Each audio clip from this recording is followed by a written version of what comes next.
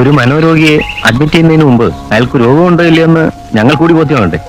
ആരെങ്കിലും കൊണ്ടുവന്ന് വട്ടാണെന്ന് പറഞ്ഞ് അകത്തിടുന്നത് ശരിയല്ലല്ലോ. നിങ്ങളെ കൊണ്ടുവന്നവർ പറഞ്ഞു നിങ്ങൾക്ക് ഭ്രാന്താണ്. നിങ്ങൾക്ക് എന്ത് തോന്നുന്നു?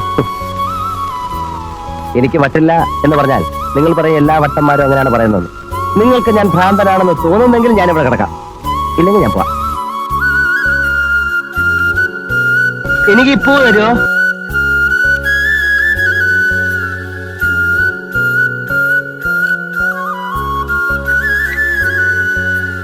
താൻ ഇന്ന് വന്ന ആളാ അല്ലേ? എന്താ ചിരിക്കുന്നത്? കുട്ടി, മരുന്നും മന്ത്രവും കൊണ്ടല്ല, മനസ്സുകൊണ്ടാണ് മാനസിക രോഗം ചികിത്സിക്കേണ്ടത്. സാവിത്രി കുട്ടിക്ക് ഇക്കാര്യത്തിൽ നിന്ന് സഹായിക്കാൻ കഴിയും. ഇന്ന് പുതിയ പാട്ടുകളൊന്നുമില്ലേ? എന്താ? എന്നെ ഒന്ന് പുറത്തോണ്ടു. ഈ മുറ്റം വരെ കൊണ്ടുപോയാൽ ഞാൻ നല്ല പാട്ട് പാടാം.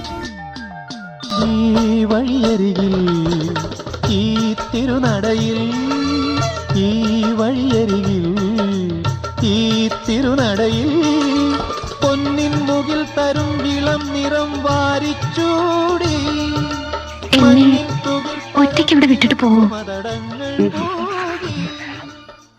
ഒന്നറിഞ്ഞാ കൊള്ളാം. സാവിത്രിക്ക് എന്തെങ്കിലും ഇഷ്ടമായത്? ഞാൻ ആലോചിച്ചു എന്താ എനിക്ക് ഇങ്ങനെയൊക്കെയെന്ന്. ഒന്നുകിൽ I was a stupid girl, അല്ലെങ്കിൽ I think because I love you. വിനുവിനെ രക്ഷിക്കേണ്ടത് എന്റെ ആവശ്യമാണ്. And I will do it. ഇല്ല, അവൻ രക്ഷപ്പെട്ടാൽ എനിക്ക് എന്റെ മകളെ നഷ്ടപ്പെട്ടു എന്ന് വരും. അത് ഞാൻ അനുവദിക്കില്ല. At any cost. Sister Rachel, വിനുവിനെ ഓപ്പറേഷൻ തിയേറ്ററിലേക്ക് കൊണ്ടുവരും.